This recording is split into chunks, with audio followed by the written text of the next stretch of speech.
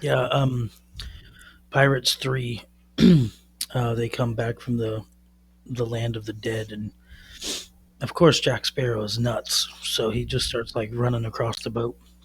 And then what he finds out is if you turn the boat upside down, you come out of the land of the dead into the land of the living. And then there's that flash of green that shows up at the at the horizon of the sun where the sky meets the water. Interesting. Yep, there's a I'm, really neat thing there. I have never seen it.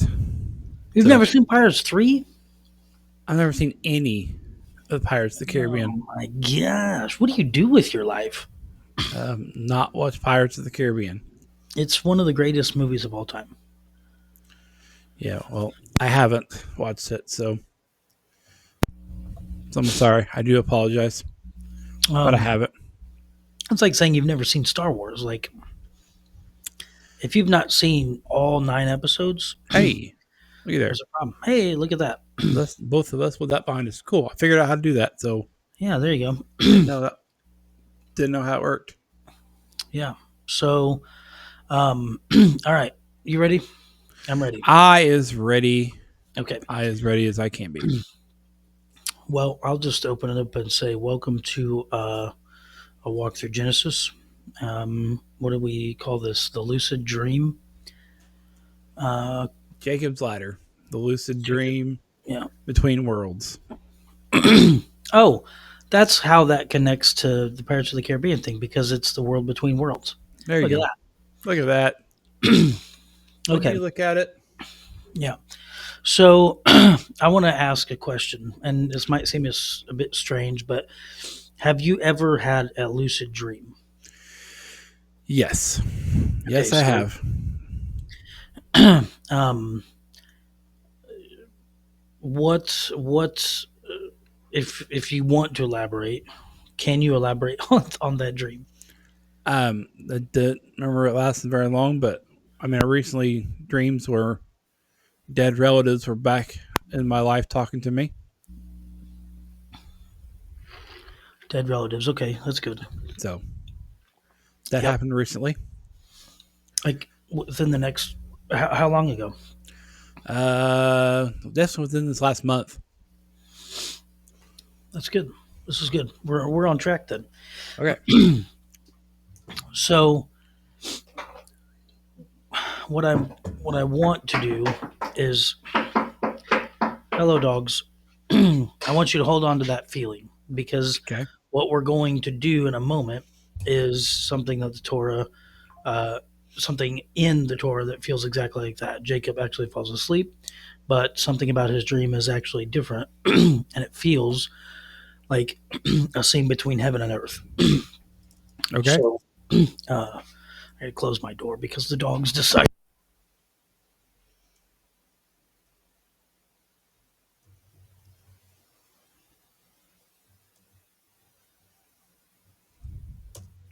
You are muted there, Alex.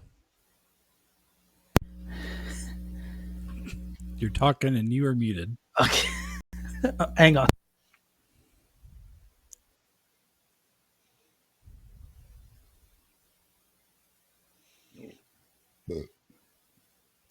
No.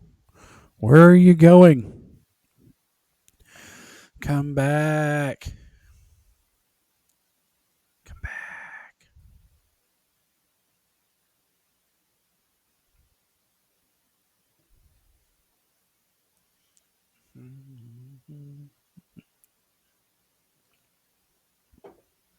Okay, can you hear me?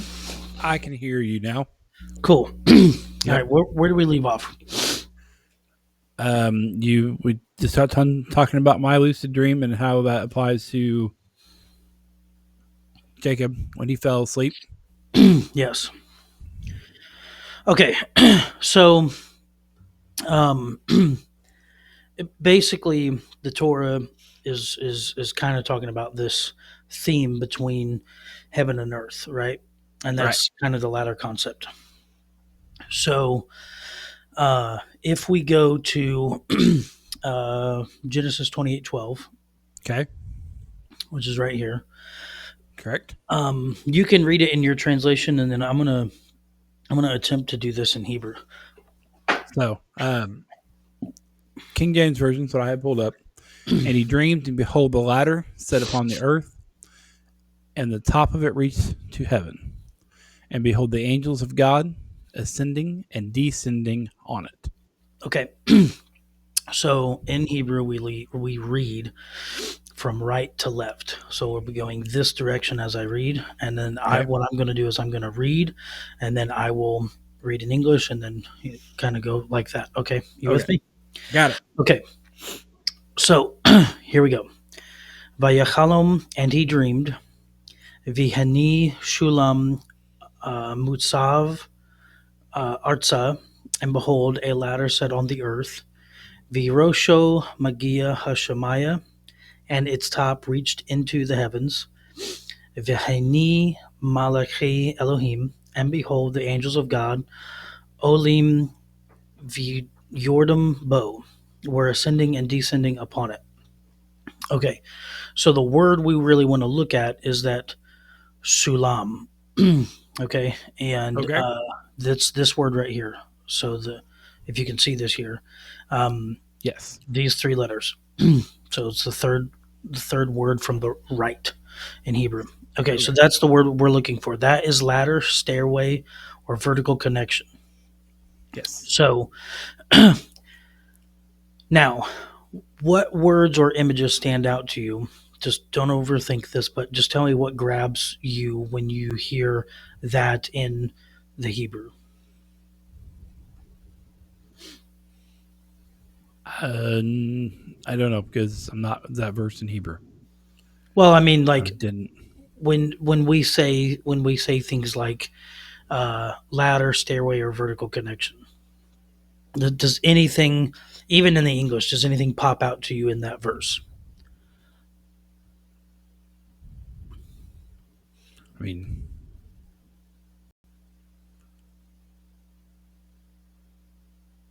not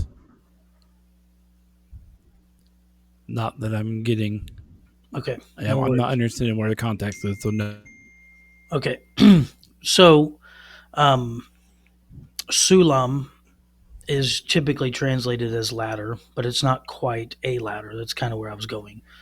Okay.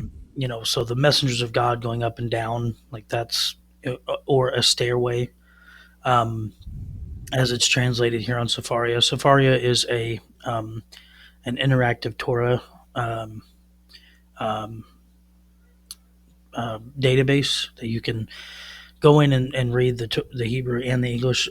Not a lot of Christians probably know a whole lot about it, but uh, yeah, just be careful on that because there's a lot of stuff there that you can get in trouble with. But anyway, Okay. so it's usually translated as ladder. I'm just giving people context for that. It's usually All right. translated as ladder, but it's not quite a ladder. It's more like a connection, a ramp, or a vertical link. Okay. So, Troy, when you hear ladder, um, you might picture like Home Depot, but does Sulam actually sound like a normal earthly ladder to you, or does it sound like something different? Sulam does not know. Okay, Doesn't sound. so if you look at this pattern, the angels are going up first and then down. So, does that order feel backwards to you? Why did they go up first uh, and where were they already? Ascending and descending. Yeah, that's weird that it would start ascending. Right, yeah, because you would expect that the angels are starting from the heavens and coming down, right? Right. Okay. um, so that's what I would say is a good question when it comes to reading the scripture, right? We want to look at random things like that. Like, why are they first coming up and not down? And where Yes. are they? Where prior to this verse, where are these angels, right? Right. So, the question alone opens the doorway to Eden. It opens the doorway to the tabernacle. It opens a door to the presence moving between realms, and ultimately, that vision that we talked about, Nathaniel's vision. Um, so, uh, what we want to do is I'll have you read Genesis 28, 16, and 17, and then I'll pick up on verse 17. You want me to read out of yours? Oh, I just haven't. Uh, it, no, go ahead and read out of yours because mine's a little bit different. So Okay. just read out of your version. It's before you do that.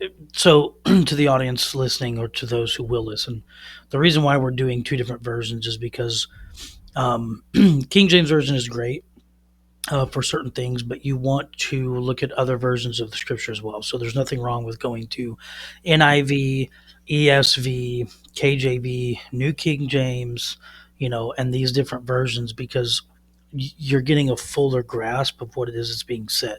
Not only that, you can also go back into the Hebrew, and it's okay to Google words like the word that we're looking at right now.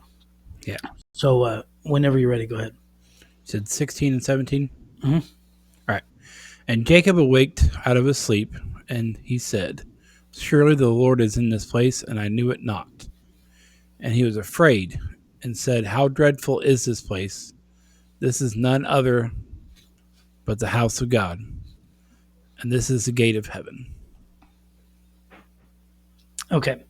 So then, in Hebrew, what we're reading is Ve'yaver Omer, and he was afraid and said, Manora ha mokum hazeh, how awesome is this place? Inze ki im beit Elohim, this is none other than the house of God.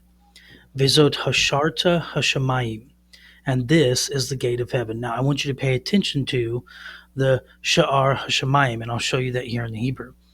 So, sha'ar is this word right here, if you Okay. can see my cursor, Yep. and then hashamayim is this word right here. Okay, Yeah. so, um, so why do you think he calls it the gate of heaven? What is a gate? What's a gate typically used for? Keeping people out, Or letting people in. yeah, yeah, there you go. It's the inception point, right? It's a um, if anybody watches or if you've never seen Jonathan, you know who Jonathan Kahn is? You've heard of his name? Heard the name. For sure Yeah. have heard the name. So he talks about doors being portals. Essentially, that's the right thing because a door transfers you from one place to the next, right? Right. You were inside of the house, now you're outside of the house, or you're outside of the house, now you're inside of the house, or you're from this room into the next room, or vice versa, right? Yes. Um, and so this we could argue that a gate or a door is a portal. Okay. Hmm. Um, so what I really want to show you is a pattern, but really only a hint because I don't want to give you everything. I really want your brain to explore this on its own. This is because you can lead a horse to the water, but you can't make him drink, right? You can So, drown it, though. yeah, you can drown it, yeah, and that's never any good. So, so um, whenever heaven and earth meet in Scripture, the place is described like this: it's a holy place, it's a gateway, it's filled with angels, it's full of awe, and often a tree, a mountain, or a sanctuary is nearby. So think garden, think tabernacle, or think temple. Okay. So, Troy, why do you think the same imagery shows up every time God meets humanity? Well, the same energy because, well, first of all, he is the same Hmm. all the time. Hmm. And it's, he always tries to parallel back. Yeah, that's a really So, I good mean, answer. Yeah. I would even add intentionality. God is intentional. And so everything he does, we're going to see these parallels always come up. And you're right, it's always mirroring what previously happened, right? right. So now, I don't know, jump too far ahead, but there's a moment in the New Testament where angels are moving between heaven and earth again. And it's said to be happening through a person. Now, we'll just leave it there.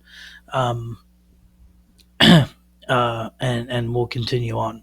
So we're not going to solve that just yet, but I want us to feel the tension of it. I want you to really see how the Torah gives us a place or a location where heaven actually meets earth.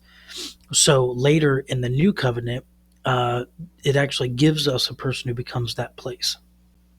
So um, have you ever had a moment during prayer, during worship, or a dream, or whatever, where you felt like a veil was thin, or where you felt heaven was close, where you felt kind of watched over, guarded, or guided? Have you ever experienced that in church? It's typically those Yeah. types of service. Yeah, it's typically those types of services where you're like, man, God is in this place. Yep. And some people have experienced. One of my mentors uh, uh, used to see gold spots. And people have seen angels, people have seen all kinds of things, experienced all kinds of things. So um, that's kind of where that heaven is meeting earth type of thing, right? Right.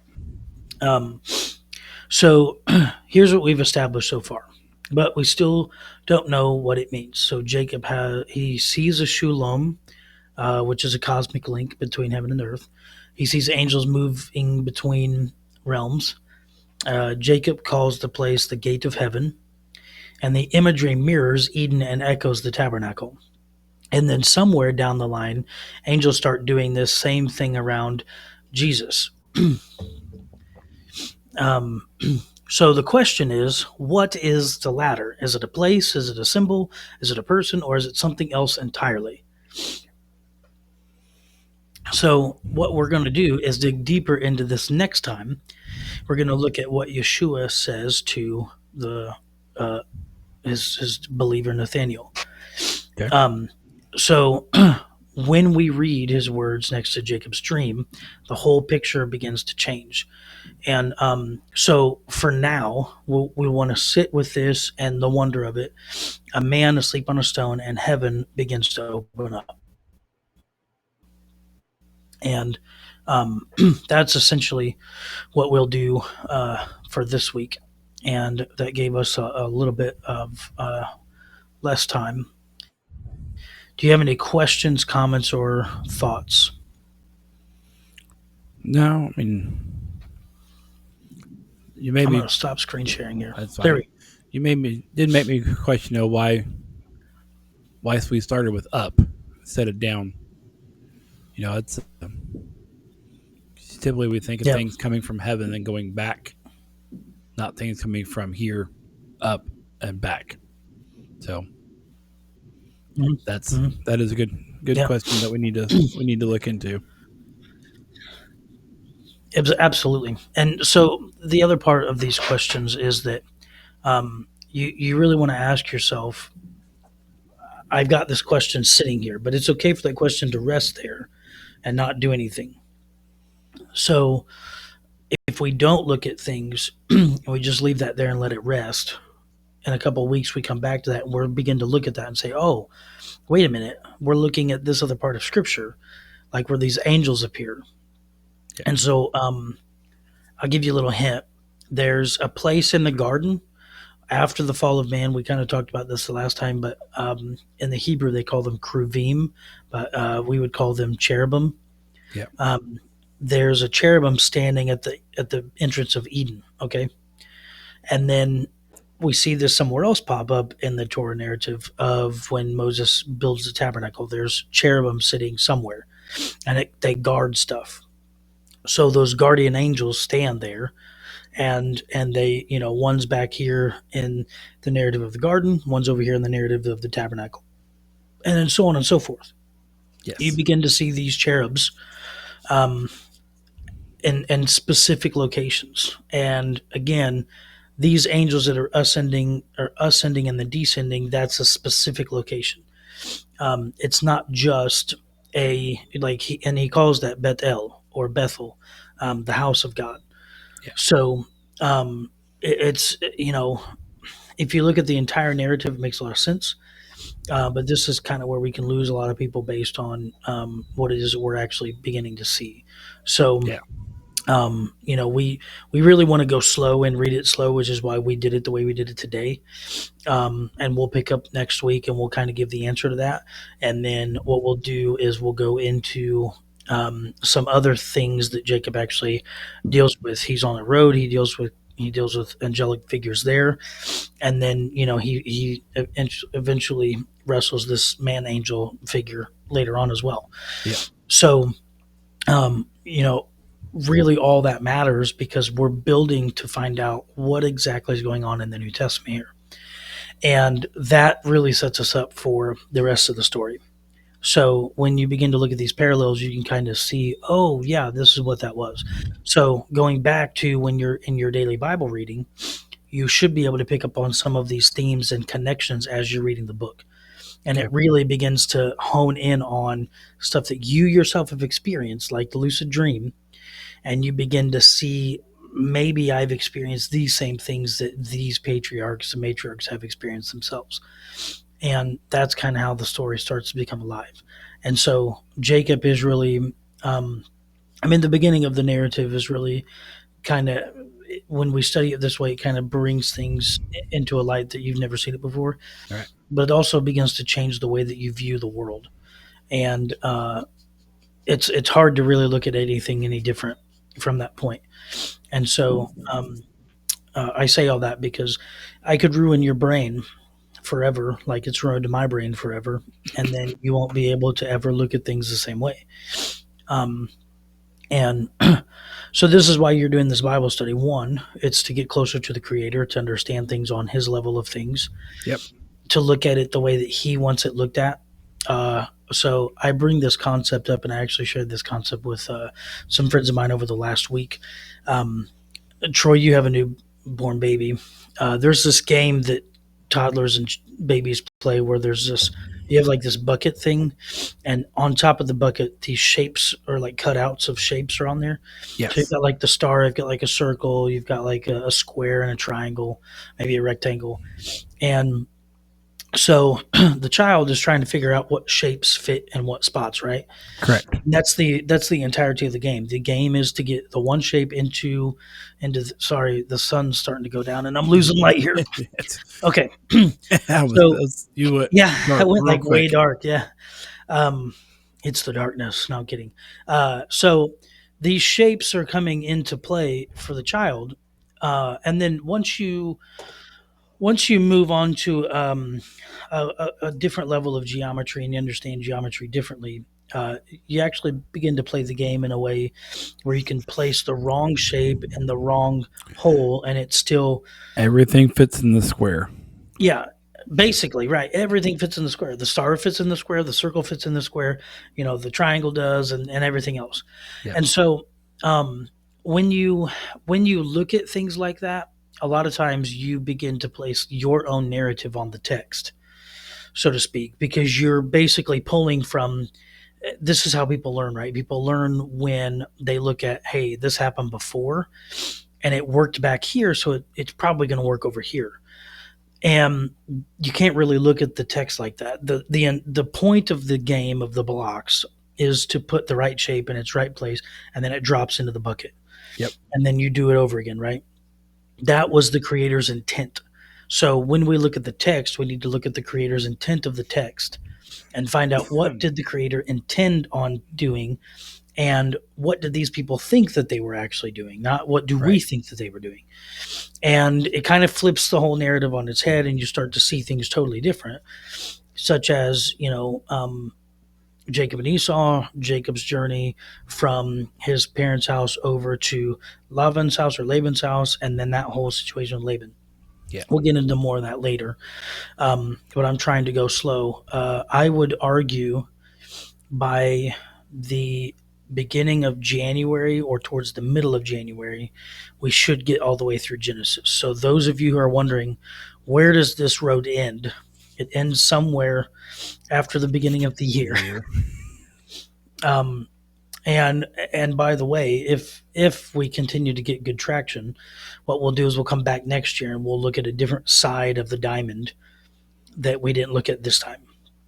Okay. And you build on the layer of, okay, this is what we learned this year. We'll learn something different next year, and then by year number 3, we'll learn something a little bit deeper. And so then year 5, 6, and 7, you're learning stuff you never dreamed you'd learn. And then people are asking you questions about the book, and they're like, hey, what do you think about this? Yeah. It's not, but anyway, that's a whole nother thing for a whole nother time, years in the future, if we can keep people engaged and wanting to learn. So here's my commission. And if everything lasts that long. Well, yeah, if God, you know, If the temple isn't built and the Messiah doesn't come return before then yeah. So here's my admission. Go through the whole study today.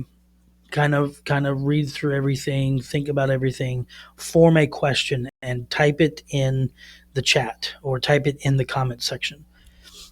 Good or bad doesn't really matter. We get a lot of weird comments anyway. So, Yep. um, but what we'll do is we'll look at some of those comments and we'll try to answer some of those. Um, and even if it's totally unrelated, ask your question. We'll get to you eventually if we have time. And then, those of you who are just compelled to comment something random or, inappropriate, we honor that. And, we just, Probably just ignore you. yeah, we'll probably just ignore it. So, and there's nothing wrong with that. But that's because you decided that you couldn't hold yourself and you had to comment whatever it was, Barney the dinosaur is my favorite Bible character or something random like that. Yeah. And so, we'll just go from there. But I want to at least give everybody a chance to read through the narrative. Um, Today, there's an attack on truth. Today, there is an attack on understanding the scripture. And then people try to pin a specific narrative that is not there into the text, which is why I brought up the whole blocks game, with the children's block game, right? Right. Because you got to look at this book the way that the creator intended you to look at it and not the way that you perceive the world, because perception is not reality. I had somebody say this to me some time ago, and I thought about that and I was like, yeah, that's not even true. My perception is not reality. It could be reality, it could be my reality, but that doesn't mean that it's right. So we have to really be careful about things like that. Yes. And we just have to look at the text, read what the text actually says, and then go from there. So we're at 27 minutes, Yep. and I appreciate those of you who are tuning in. Again, write some questions down. If you give us a nice shout out of where you're listening from, and we will begin to build. It would be really cool to do like a live audience too. Um, I think that would be Yep. neat. But Yes. for the 3 people that listen, anyway, it would be intimate. It would be good stuff. So, Yep. like I said, subscribe, and share. Put a question in the comments. Hopefully, deals with Jacob's ladder and the inception of that. And if not, then we'll figure out whether we can or can't answer your question. So Yep. that's it for now, and that puts us almost at 28. So Yes, we're it right does. there. All right. Well, thank you guys for tuning in. We will Get you a coffee. see you next time. I got my coffee. It's right here in the blue cup. Yep. All right. Later.